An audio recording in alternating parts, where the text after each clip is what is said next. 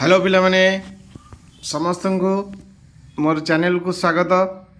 आज दशम श्रेणी formative assessment agriculture subject third language कौन कौन सब आसीथिला से क्वेश्चन गुड़ी को मु डिस्कशन करुच्ची। तमें समस्ते देख आउ प्रैक्टिस मध्य कर।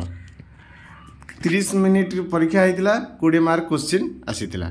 ताले प्रथम क्वेश्चन कौन देजी प्रत्येक प्रश्न उत्तर लिख। गाजर क्यों अवस्था जलर आवश्यकता होता है पिला माने जेतिकी मूल जातीय गछ तार कौ समय ना मूल वृद्धि समय कौन जलर आवश्यकता होता है। आलू फसल को केतोटी जलसेचन आवश्यक होता है। आलू फसल को 10टी जलसेचन आवश्यक होता है। बैगण चाष चारा वृद्धि समय केते थर जलसेचन आवश्यकता रही है। केते थर रही है ना 2 ରୁ 3 थर रही है।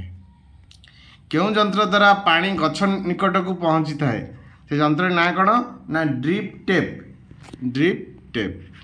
दिनर क्यों समय जलसेचन करने उचित। दिनर सकाळ आउ संध्या समय कौन करवा जलसेचन करवा उचित। तापर देजी पिला माने स्तंभ मिलन क स्तंभ ख स्तंभ देजी बुढ़ा जलसेचन पिला माने कौन हम गोटे मुंडर अन्य मुंड को जल छड़ा जाए।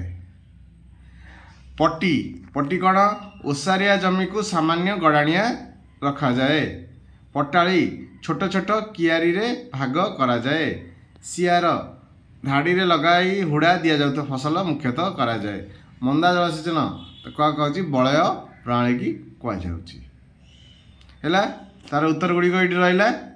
नेक्स्ट जा पिला माने यूनिट 3 पिला माने कौन अच्छी ना जलसेचन निमंते जल डैश मुक्त हवा दरकार। यहाँ फास्ट पेज रे अच्छी कौन हवा दरकार क्लोरीन मुक्त हवा दरकार। सियार प्रणाली रे सियार गभीरता डैश सेंटीमीटर रखा जाए। सियार गभीरता 10 ରୁ 15 सेंटीमीटर रखा जाए। नियंत्रक भाल्व साहाय्य जलर डैश को नियंत्रण करा जाए। कौन ना प्रवाह को नियंत्रण करा जाए। आलू लगेबार डैश दिन मध्य आलूर आकार वृद्धि आरंभ हुए। आलू लगेबार 30 ରୁ 40 दिन मध्य आलूर आकार वृद्धि आरंभ हुए। टमाटर आवश्यक जलर परिमाण केते। टमाटर आवश्यक जल परिमाण 600 ରୁ 800 मिमी। यूनिट 4 कौन कौन क्वेश्चन अच्छे देखा।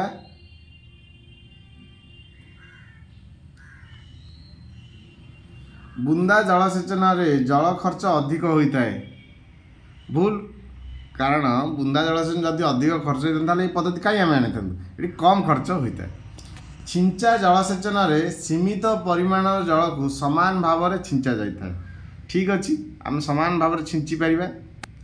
आलू को वर्षा ऋतु चाष करा जाए। भूल आलू को आम शीत ऋतु चाष करुचे। निस्सरित जंत्र द्वारा पानी गछ निकट को पहुँची थाए। भूल क्या द्वारा पहुँची ड्रिप टेप द्वारा। ताले ड्रिप टेप द्वारा कौन होची आमर पानी गछ निकट को पहुँची थाए। मंदा गुड़िकर आकार गछर आकार ऊपर निर्भर करे। ठीक अच्छे बलय प्रणाली आम कहे मंदा जलसेचन कहे तार गछर आकार जदि बड़ ताले बड़ मंदा जदि छोट ताले छोट मंदा गछर आकार ऊपर निर्भर करुच्ची कौन मंदा गुड़िक।